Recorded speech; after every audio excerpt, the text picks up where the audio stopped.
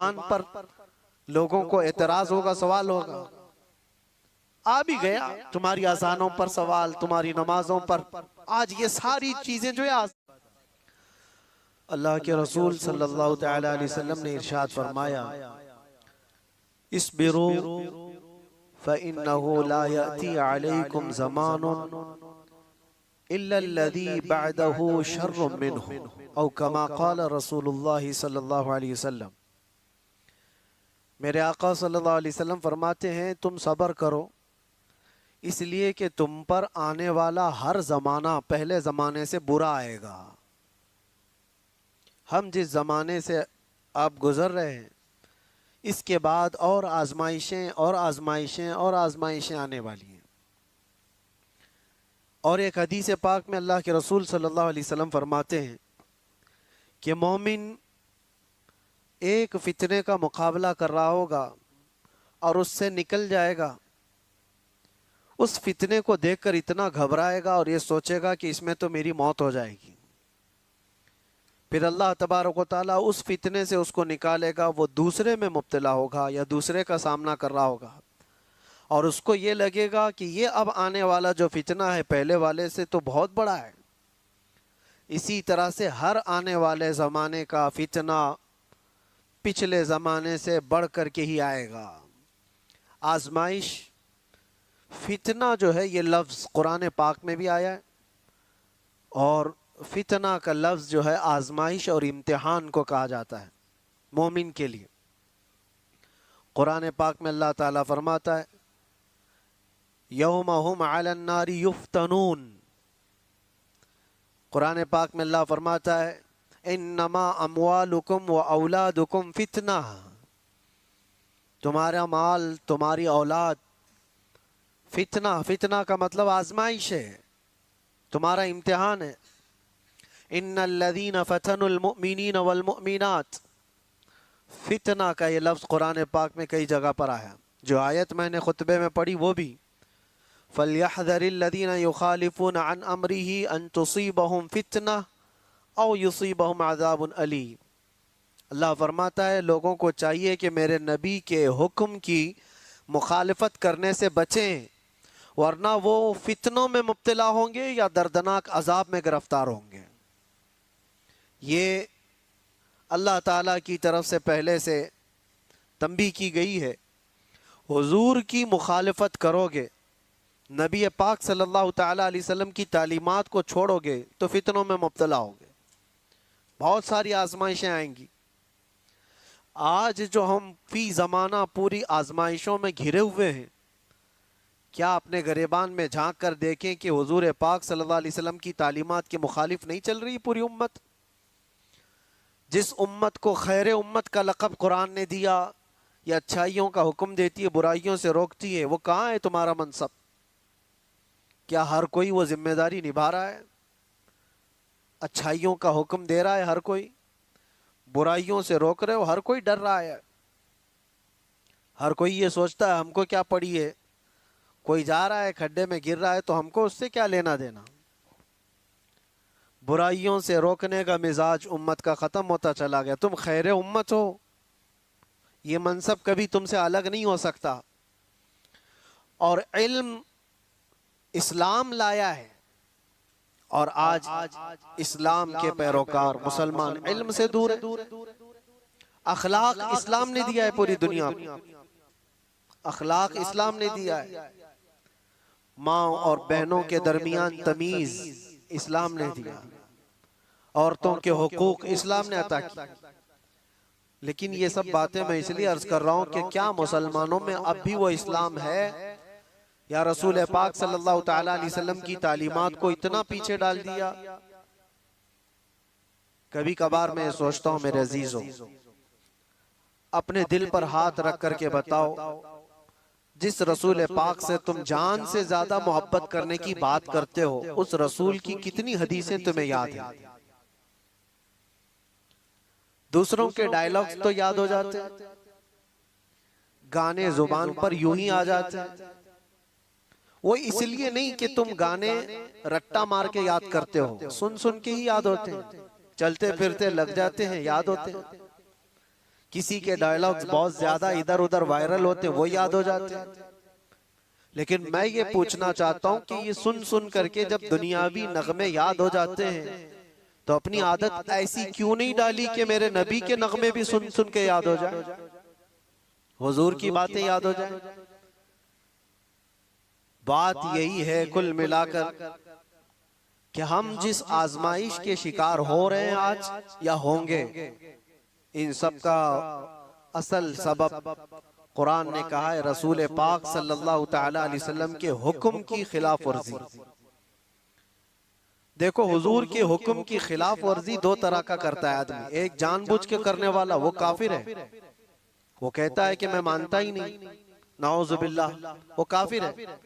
लेकिन एक अनजाने में करता है, वो हुजूर से मोहब्बत तो करता है लेकिन नफ्स कभी गालिब है, शैतान कभी गालिब है, सुस्ती कभी गालिब है, जिसकी वजह से इन अहकाम को अमल नहीं कर पाता। लेकिन नुकसान वो भी उठाएगा, वो भी उठाएगा। पहला वाला तो जहन्नम, जिसने जानबूझ करके इनकार किया हुजूर के फरामीन को, वो तो जहन्नम में जाएगा। और दूसरा वाला जो अनजाने में करता चला गया तो वो दुनिया में फितनों में मुब्तला होगा, आजमाइश में आएगा। अल्लाह के नबी सल्लल्लाहु तआला अलैहि वसल्लम ने यह भी इरशाद फरमाया, एक जमाना तुम पर आएगा। एक साहबी हजरत हुज़ैफा रज़ियल्लाहु ताला वो फरमाते हैं कि सब लोग हुजूर सल्लल्लाहु अलैहि वसल्लम से अच्छाई के बारे में ज्यादा सवाल करते थे और मैं बुराइयों के बारे में ज्यादा सवाल करता था। वो कहते हैं खुद उसकी वजह यह है, इसलिए पूछता था कि कहीं उस बुराई में मैं मुब्तला ना हो जाऊं, कहीं उस बुराई से मेरा सामना ना हो जाए। तो हज़रत हुज़ैफा रज़ियल्लाहु ताला अन्हु ने हुजूर सल्लल्लाहु अलैहि वसल्लम से पूछा, या रसूल अल्लाह सल्लल्लाहु अलैहि वसल्लम, हम ज़माने जाहिलियत में थे, कुफ्र में थे, शिर्क में थे, इस्लाम आया, खैर आया, अल्लाह ताला ने हमें एक शर से निकालकर खैर में लाया, तो क्या इस इस्लाम के खैर के बाद फिर कोई और शर आने वाला है? इसके बाद और कोई बुराई आएगी? हुजूर ने फरमाया हाँ आएगी। जिस इस्लाम में तुम हो इस खैर के बाद फिर शर आएगा। उस साहबी ने फरमाया क्या वो शर जो आएगा, वो बुराई जो आएगी, उसके बाद फिर कोई खैर नहीं आएगा? हुजूर ने फरमाया आएगा। इसका मतलब ये है ज़माने जाहिली, ये पूरी हदीस सुन लीजिए, हजरत हुज़ैफा रज़ियल्लाहु ताला अन्हु की ये हदीस सही हदीस है पाक। पहले उन्होंने पूछा, हम ज़माने जाहिलियत में थे, कुफ्र और शिर्क में थे, इस्लाम में आए तो एक बुराई से निकलकर खैर की तरफ आए। अब पूछा क्या इस खैर के बाद फिर कभी और कोई बुराई आने वाली है, शर आने वाला है? हुजूर ने फरमाया हाँ आने वाला है। उस शर के बारे में क्या क्या हुजूर ने फरमाया वो भी बताता हूं। लेकिन हजरत हुज़ैफा ने उसके बाद का भी पूछा, कहा वो शर जब आए तो क्या उसके बाद फिर कोई भलाई आएगी कि नहीं आएगी, खैर आएगा कि नहीं? हुजूर ने फरमाया हाँ आएगा। इसका मतलब ये हुआ कि हम जिस जमाने से गुजर रहे हैं, हो सकता है ये शर पे शर, शर पे शर आ रहा है, लेकिन मेरे नबी की बशारत के बाद ये सारे शर के बाद एक खैर आने वाला है। इस सारे शर के बाद एक खैर आने वाला है। यहां तक कि हुजूर सल्लल्लाहु अलैहि वसल्लम से जब हजरत हुज़ैफा ने पूछा था ना कि कैसा शर आएगा, हम तो जहालत से निकल करके इस्लाम में आए, ये खैर है, इसके बाद जो शर आएगा वो कैसा होगा? हुजूर ने फरमाएगा वो ऐसा होगा कि लोग मुसलमान कहलाने को भी झिझकते होंगे और कुछ लोग उसको, मुसलमान को ऐसा देखेंगे जैसे किसी चोर को या जानी को देखा जाता है। वो जमाना आएगा, वो शर का जमाना, यानी लोग उसको दिखा दिखा करके बोलेंगे ये देखो मुसलमान जा रहा है, ये देखो मुसलमान जा रहा है। मुसलमान होना ताज्जुब की बात हो जाएगी, ऐसा शर आएगा। और यहां तक कि हुजूर सल्लल्लाहु अलैहि वसल्लम फरमाते हैं जैसे जानी को लोग हिकारत से देखते हैं, एक सच्चे मोमिन को ऐसा देखा करेंगे। ये जमाना आएगा, तुम शर्माना मत कि लोग मुझे ऊपर से नीचे ऐसे ताड़ते हैं, इतना घूरते हैं, इतना देखते हैं। तुम मोमिन होगे तो देखेंगे जरूर और देखे जाओगे तुम। उनके देखने पर मैं अपना अमामा क्यों उतारूं, उनके देखने पर मैं अपनी दाढ़ी क्यों निकालूं? बल्कि वो घूर घूर के हमें बता रहे हैं कि हम मोमिन हैं। वो शर का जमाना आएगा कि लोग ताज्जुब से देखा करेंगे मोमिन को, ताज्जुब से देखेंगे और ताना भी मारेंगे कि ये देखो बड़ा मोमिन बनता है, ये बड़ा मुसलमान लगता है। अभी वो जमाना इतना ज्यादा आम तो नहीं है, लेकिन नमाजियों को तो ताना देते हैं, टोपी वालों को, दाढ़ी वालों को, अमामे वालों को तो ताना देते ही हैं। हुजूर की सुन्नत पर जो आता है उसको नहीं लोग मजाक में लेने लग जाते हैं। याद रखना, कुफ्फार और मुशरिकीन जो मजाक कर रहे हैं वो तो जहन्नम में जाएंगे, लेकिन कोई मुसलमान अगर हुजूर की सुन्नतों का मजाक करेगा तो दायरे इस्लाम से खारिज हो गया, उसने कुफ्र किया है। हुजूर पाक सल्लल्लाहु तआला अलैहि वसल्लम की सुन्नत को हल्का जानना कुफ्र है। अब सुनो, इतना ही नहीं, उस शर के बारे में हजरत हुज़ैफा ने जो पूछा था, ये खैर के बाद जो शर आएगा, बुराई आएगी, वो क्या क्या होगी। हुजूर ने फरमाया ऐसा होगा कि हथेली पर अंगारा लेकर खड़ा होना आसान होगा, मुसलमान बन करके रहना और मुश्किल।